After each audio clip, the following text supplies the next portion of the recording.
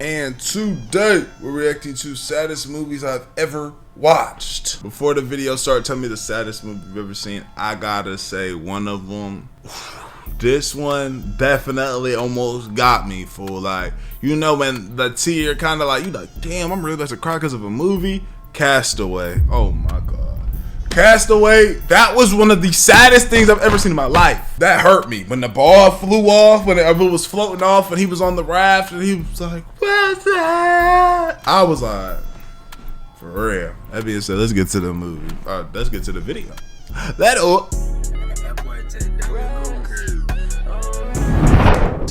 Are sad, but they're also good. Just like people watch horror movies to get scared, people watch sad movies to feel. And I mean really. Ew. And that's what we'll be going over today. Today, ladies and gentlemen, I'll be going over some of the saddest movies I've ever watched. And I mean like really sad, so y'all might want to grab some tissues, like for real. And in the end, I'll go over one of my favorites, but also one of the saddest movies I've ever seen. Castaway gotta be top 5 saddest movies of all time. I gotta talk about. Oh yeah, for sure. In my belief, Disney movies are how most kids are introduced to sad films. And you may forget they have any because Disney movies now are so booty. But man, back in my day, it was hit after hit of sadness though. Toy Story 2, Jesse's backstory of being abandoned, sad. Especially after Toy Story 4 told us these dudes come to life because of us. That's so sad. That's like you think you go into the park with your mom and you get all dressed up, you get all excited. And then she just leaves you on the side of a road in a box. Monsters Inc. 2, just sad. Crazy part is I love this movie and I'm fine every time I watch it until that dang ending, bro. Cause Sully saying bye. Oh yeah, this a painful one. That right there is painful. You ain't never want to see that right there. Ooh, that's a sad movie, bro. Taboo is just, I'm sorry. Then there's Nemo, which when it comes to Disney, Finding Nemo is just such a classic. Like it definitely didn't make me sad. Definitely as a kid, you know, because I knew everything would be alright. But it didn't leave no loose ends. You know what I'm saying? Where like, you know, Monsters Inc. He left her and it's like, all right, well, that's it. Like, you know, this one, it's like, oh, he found his son again. He's the saddest one. Oh, and you might not believe me. A movie about finding a fish is the most messed up one. Really? Yeah, it could be, because people forget that in the first 5 minutes of this movie, we see Marlin's wife and children. I didn't understand this part till I got older. When I was young, I didn't really peep what was going on here. It wasn't until I got older where I was like, damn. Get wiped out right in front of him. Yeah, they gave this dude an Uchiha backstory. And his one kid who does remain is left handicapped. Nemo, with a tiny fin like he's that dude from Scary Movie 2. Disney movies be sad, bro. I haven't even mentioned Up and Coco. Those movies left me Up is a tough one. Crying like a bitch. Especially that Coco scene at the end. Remember me. Although I have to say goodbye. Yeah, Disney got it. Even before those two Dollars movies like The Lion King and Bambi used to mess me up. Yeah, The Lion King was crazy. But I think that's just animal movies in general, which could really be its own cat. Oh my god. Another one, and speaking of animal movies, Marley and Me. Yo, I remember when I saw that, I said, damn, this is sad. This is sad. Category. Dog movies in specific, there we they go. Just be sad. Like Old Yeller. Another Disney movie, by the way, but just way before my time. About a boy whose dog gets sick and he has to put him down. And I'm not talking about euthanizing him either. Nah, I wish. I mean, he had to take him out to the back and prime Fortnite 200 pump his dog. Then there's the movie Hachi, A Dog's Tale. And this one really got me. A movie about a loyal dog named Hachi and his owner, and the bond they formed over years. And when I say loyal, I mean extremely loyal. Every day he would walk with his owner to the train station before he went off to work. And every day he would come back to the train station and walk home with his owner when he came out of work. The bond these two had was special, man. These two were like the pinnacle of man and man's best friend. Pick me up every day from the train station. See, my dog don't do shit like that, bro. My dog loves us, you know what I'm saying? I love my dog, but she been doing this thing. Man, look, let me tell y'all, bro. So after I finish recording, my girl, like, she'll make food, make breakfast for me, whatever, and she'll take my cousin to work. I'll finish recording, I'll go downstairs, I'll be grubbing up, and I remember there was only 2 biscuits on the plate, like, and then my food was in the microwave. I was like, damn, nigga, like this is a good meal, but normally she leave a couple extra biscuits. I'm like, nah, man, I know my big-headed ass cousin wasn't in there eating the extra joints, bro. I know he didn't just get beside himself and do that, right? So I called him, like, man, did you have more than 2 biscuits, bro? Don't lie, bro. He was like, no, I didn't. I only had 2. I said, what? Come to find out, bro, and this is still speculation, but it ain't speculation, because we know. My dog been getting up on the counter while people aren't looking and eating the biscuit. Like, my dog, she's such a good dog. She's so obedient. I could walk her without a leash, but she gets sneaky and she get besides herself. She been sneaking when nobody's around, eating food. So let's say I get my son up from his high chair, let him go, move his around, doing his thing. We clean it up. Let's say there's some food on his high chair. If we go up and we away and we forget, like let's say forgot the food was right there for a second, we'll come back, it's gone. You know what I'm saying? It's gone. And so for the past couple of days, she's been sneaking, getting up on the counter, and I can't catch her. I can't catch her to discipline her because, you know what I'm saying? So the thing to do is just make sure I put the food up, but it's like I need to get her so I can correct the behavior. You feel what I'm saying? But I keep missing her. I'm gonna get her though. I'm gonna get her. I don't know when, I don't know how, but she gonna slip. I know fathers that won't even do that for their kids. Not even on his 9th birthday. But one day after doing the regular routine, Hachi going to the train station with him, dropping him off. While Hachi's owner is at work, he tragically passes away. I know. He was just giving a lecture in this class he teaches, and then boom, collapse. And that's not even the sad part, because since he died at work, Hachi obviously never knew. I mean, how would he? What they gonna call him? And since he never knew, he sat there waiting at the train station for him to come back from work for 10 years. Yeah, Hachi came back every single day waiting for his owner to come back from work for a literal decade. And he's a dog, so obviously he doesn't know his owner is dead no matter how many people tell him. He just feels him missing. In his mind, his owner just isn't coming home. Dang, they must have him working really hard. And to make this all sadder, not only does Hachi literally die out in the cold waiting for his owner to come back, which just had to be. But this whole movie really happened. In Japan, this actually happened. A man left to work one day and passed away, and his dog, did what Hachi did. And the people of Japan erected them a statue to symbolize loyalty and companionship. This is what I mean. I respect y'all who own pets, because movies like these are the reasons I don't want a dog. I had one when I was a kid, a Yorkie, and never again. You asking me to willingly get attached to a creature that is nothing but loyal, adorable, comforting, kind, just for them to be gone before I even turn 30? Y'all are either soldiers or masochists, because that has to be some form of torture. If I get a dog, it's gonna be when I'm in my final days. That way I can say I had a dog, but I don't have to deal with the pain of losing one. It's gonna be close too. When I say final days, I mean like my last minute. In my dying breath, I'm gonna be like, son, come here, son. Son, give me a Yorkie. But dog movies, I know they really do strike at the heart. Only ones that made me cry are the really sad ones, like Hachi and Santa Buddies. But a movie that really messed me up. How you ain't gonna mention Marley and Me? Interstellar. To this day, guys, I know. Y'all finna get on my ass. I haven't seen it. Y'all was like, damn, you ain't seen Barbarian? On the last one, I hadn't seen it, guys. I ain't seen that one. You know what I'm saying? But I know this movie. I just haven't seen it from beginning to end, guys. I haven't. I know the song. Now this movie, not gonna lie, was gonna be the one I put as the saddest for the vid, but I got reminded of another movie that literally scarred me, so this one gonna have to hold second place. But don't get that confused. This movie is still very, very sad. And also, one of my favorites. Seriously, if you've never seen it, please do not let one of my videos be your first experience with it. Please. So Interstellar is a movie where we follow this NASA pilot named Cooper and his 2 kids. His daughter Murph and his son, Timothy Chalamet. They live on Earth just like me and you in the year 26. Oh my goodness. Only with a small difference, a tiny one. Their Earth is ruined. They got some scientific explanation for it in the movie, but to sum it up, their Earth is dusty. It's ashy, nothing can grow, and it's looking like the Earth is doomed.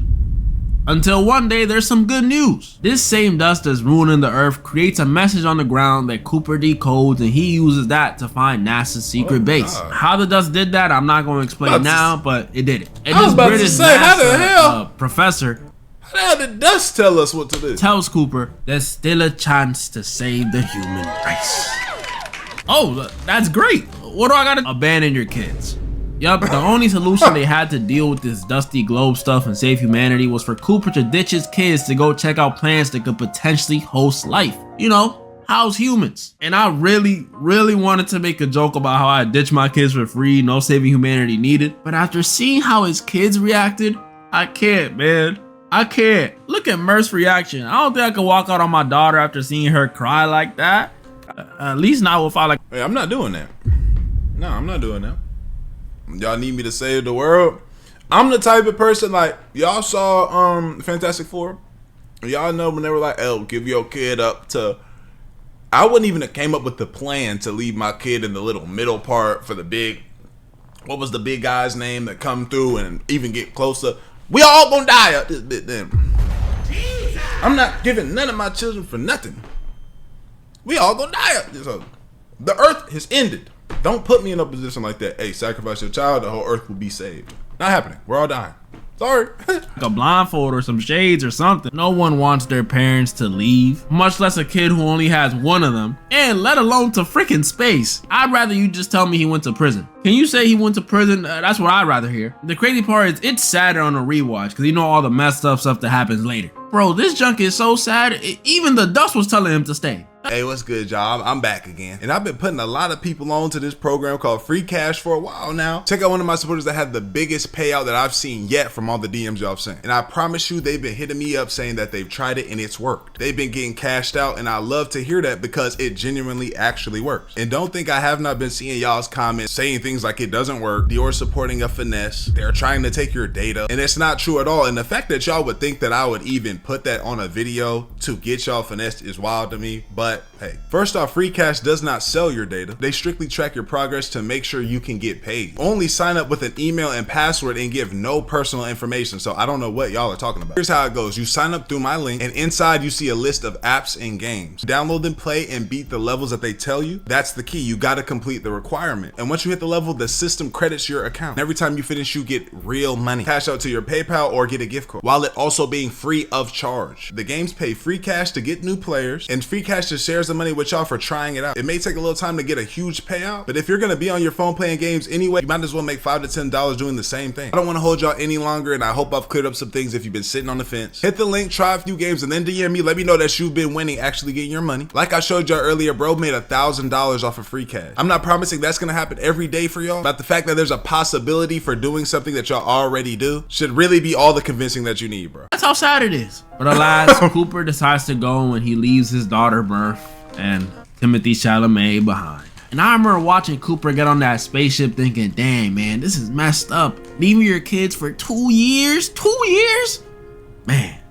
But, I mean, hey, at least it's for humanity. It's saving them, and 2 years ain't that long, right? And I should have known something was gonna go wrong the second I thought this, because I was right. 2 years is not that long. The Barbie movie came out 2 years ago, and I still remember falling asleep in that theater clear as day. 2 years is not that long, and it's especially not when it's to save humanity. So, what's the catch? Well, after Cooper and the crew successfully get through this wormhole they have to go through, they have to decide which of the 3 planets they want to go to, you know, check if people can live on them. And after deciding on this one planet that's completely covered in water, things go horribly wrong. Why? Well, you know, besides the fact the planet is completely covered in water, so if humans went there, where are we gonna live? Bikini Bottom? Their ship engines get flooded, stranding them on the planet for some time. Planet with water, you could build stilts into the water. You know what I'm saying? And now the world lives upon the water. You see what I'm saying? How long? About 3 hours. How we gonna get that many stilts there? Alright, don't ask me questions like that. Hours, which may seem like nothing in the grand scheme of things, because, you know, 3 hours, what is that? Half a Stranger Things episode? That's nothing. But y'all gotta remember, this is space we're talking about. Space. Space got different rules than Earth, as we know. So when they thankfully get their engines working again and get back onto the main ship, the dude that stayed on board informs them that yeah, that may have been only a bit of time for them, but thanks to space and and gravity and relativity and all this science stuff. Those 3 hours were actually 23 years. Oh shit.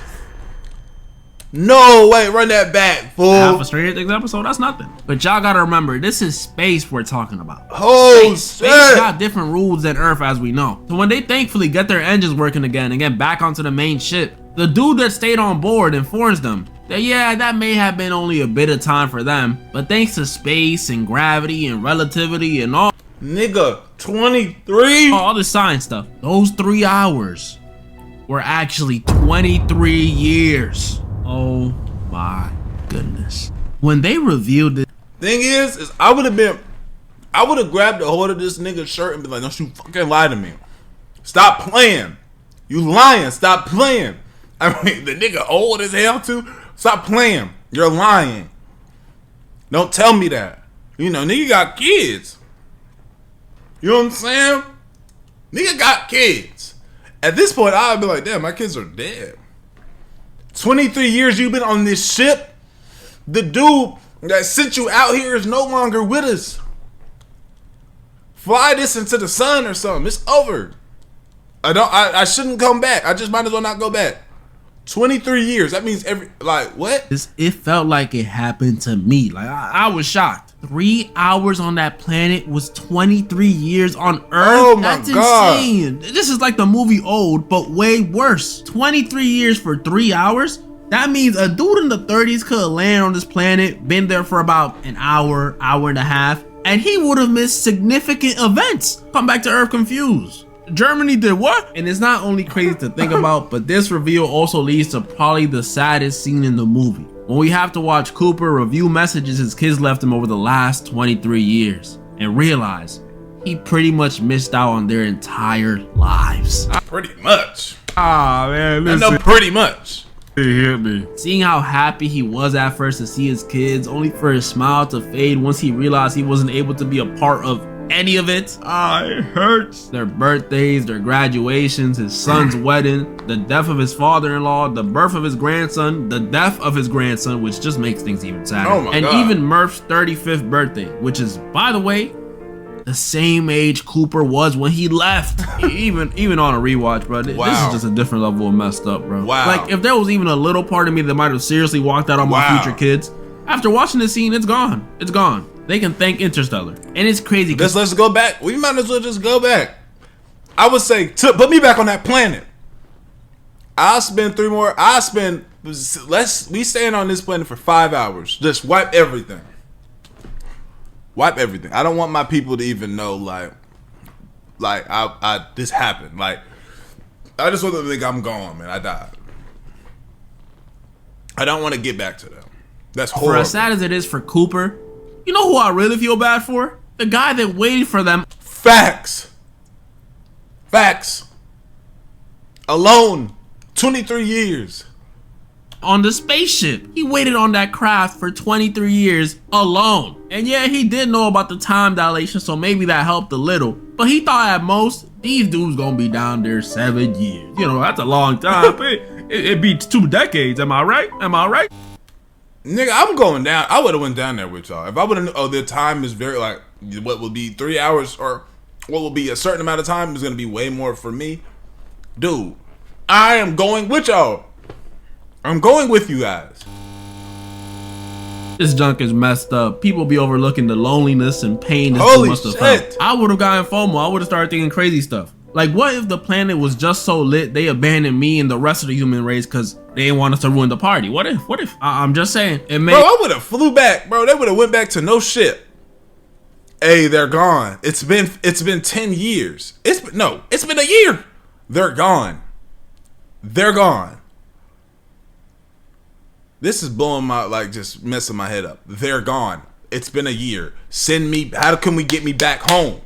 It sounds stupid, but after year 12, that's what you're gonna be thinking, bro. Yeah, this junk is sad, and it only gets sadder towards the end too. Because in the end, not only does the whole crew die except Cooper and Anne Hathaway, but we see Cooper reunite with Mirth, which you might be like, oh, isn't that good? Yeah, it was. You're right. It's good. It truly was good. For about 5 minutes. Because by the time they reunited, Cooper's little girl was on her deathbed. Holy yeah, shit. She's old now. This is so foul, bro. Oh my God. But hey, it shows you what this movie's about. Time. One of those things we just can't get back. So hold your loved ones close, because you never know when you might get sent on a space mission to save humanity and get thrown into a... And now, for the saddest movie of the video. I don't know this one.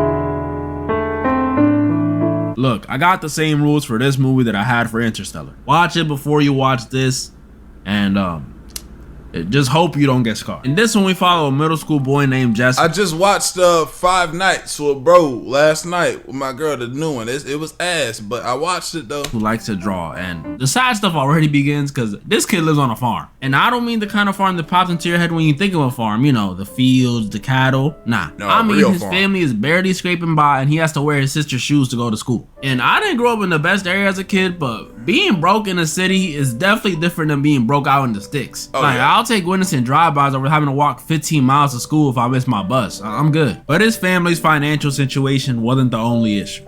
Cause on top of them being broke, out of all of his siblings, Jess is not only a middle child, so you know his parents hate him, but he's the only boy. And when you combo that with a cold dad that only seems to care about his daughters, you might start hating your home life. Like seriously, Man, my nigga looked him dead in this shit and walked off. the difference is crazy. After kissing all those daughters, looked him dead in this shit and walked off.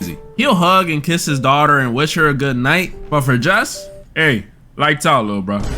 Like what? I get the whole you're supposed to raise your boys to be tougher, but dang, bro, I can't get a good night. And I remember always watching this thinking, you know, some friends would be nice to help alleviate all this suffering going on at home. But Jess didn't even get that. Because at the school he goes to, he gets bullied. And this movie really reminds you how cruel or dedicated these kids used to be to bullying. Because tell me why Jess gets on his bus, right? And some girl in the back throws a sandwich at him. Like, y'all see what I mean? That means she either made that sandwich just to throw it at him or she forfeited her lunch just to bully him. That's dedication. Jess is broke, home life ain't the best, and he has no friends. Could things get any worse?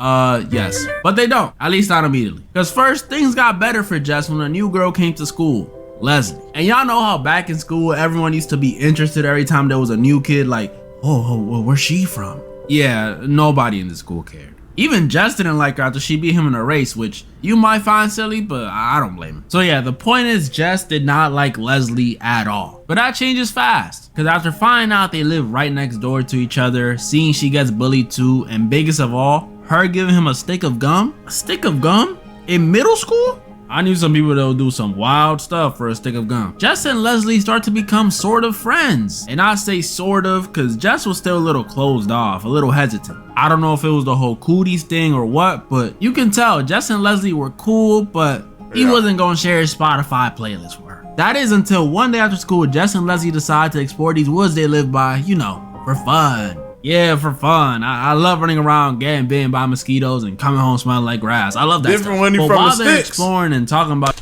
I had a cousin, he was from the sticks. This is what we used to do. You know, I'm in the city. So he was from the sticks.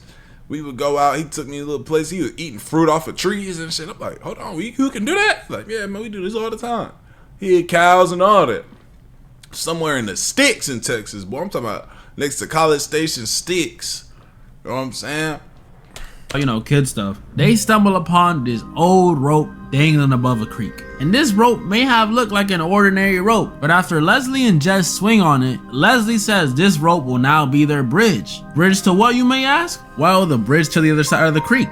A place just for her and Jess. A place she names Terabithia. Ah, it's the title, Bridge to Terabithia. And you might be confused. What you mean, a world for themselves? This ain't Minecraft. Well, when they swing across the creek, Leslie and Jess pretty much start playing pretend, imagining a whole world around them. A world where they're king and queen. A world where there are no bullies throwing sandwiches at them. No mean or negligent parents not showing them any love. Just them. And I'm not gonna lie, when I was rewatching this, it genuinely brought a smile to my face. Like, my feet were kicked up in the air and everything. I'm serious too. My mom came in and asked me what I was doing. Cause it was just so sweet. Terabithia was kind of like their escape from reality. And not only did it strike a chord with me, cause I used to play pretend when I was a kid, which was probably way lamer than what they're doing. I used to just pretend I was Goku or something. But it was just also nice to see that Terabithia was making them closer as friends. Like, they started spending every day together. Leslie opened up about her family. Jess opened up about his. They went to church together. Jess even told Leslie he has a crush on their teacher, which I always thought it was ridiculous when dudes said they liked their teachers. Is that Katy Perry? Out of every person in the school you could go for,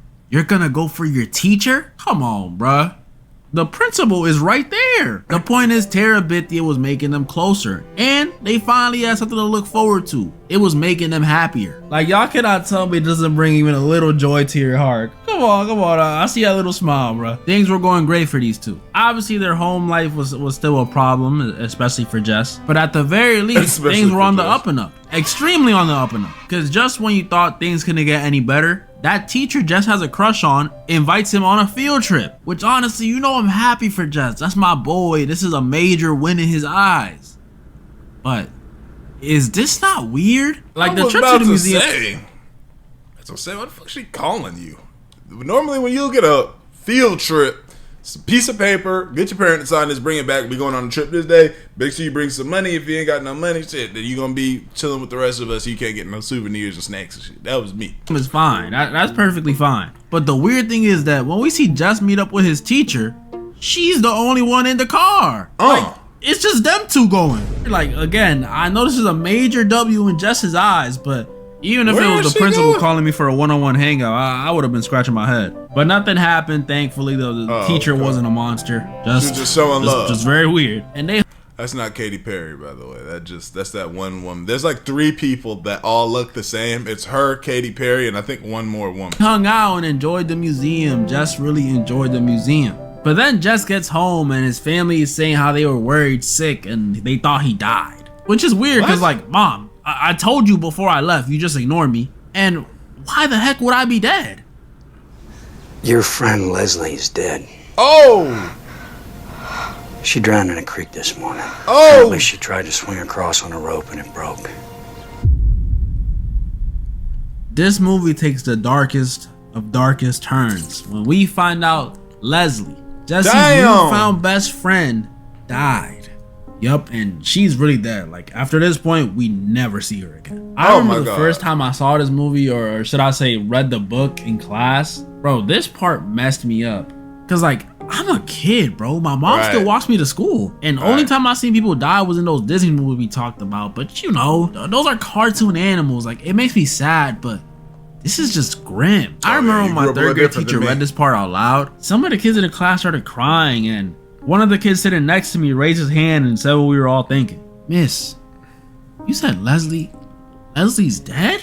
And I think it was worse now that I watched as an adult. Like, back then it just scarred me, but now I know why it scarred me. Leslie was an 11 or 12-year-old kid who died in an accident. And it's not like she was a bad person. She didn't do anything wrong. I mean, bro, she's a kid, first of all. And the movie showed us the opposite. She was sold to us as like the reason Jess was starting to feel better. So for her to randomly get taken away like that was not only sad on its own, but it's sadder because it's realistic. The same way the movie presented it is the same way death is in real life. No build up at all. It just happens. Like, y'all know how you'll be watching like a Terminator movie or something, and you'll know Arnold's about to die because you'll say something like, "Oh, get to the job, don't forget me," like something like that. In real life, we know it's not like that. And this movie encapsulates that perfectly. Y'all like that word? Nah, for real. Let me tell you how real this movie is. When I lost my friend, I was at the gym. You know, I was bench pressing. I was probably about to hit a PR or something because, you know, I'm strong. And my other buddy came up to me and showed me on his phone that people were posting my friend with the caption,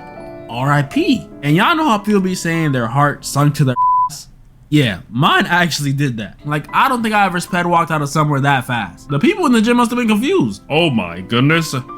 I think that guy himself. But it's cause I was just so confused and distraught. My other buddy even followed me out trying to calm me down, but all I kept saying was, "Let me just think. Would you please just let me think?" To this day, I don't know why I was saying that, but that's what I was saying. I think maybe it's just because I had so many things in my head. Like, you know when you get overwhelmed, you get hit with like 300 thoughts flooding into your mind all at the same time? That's what was happening to me, I think. Because I remember as I was processing it all, it was just guilt, anger, sadness.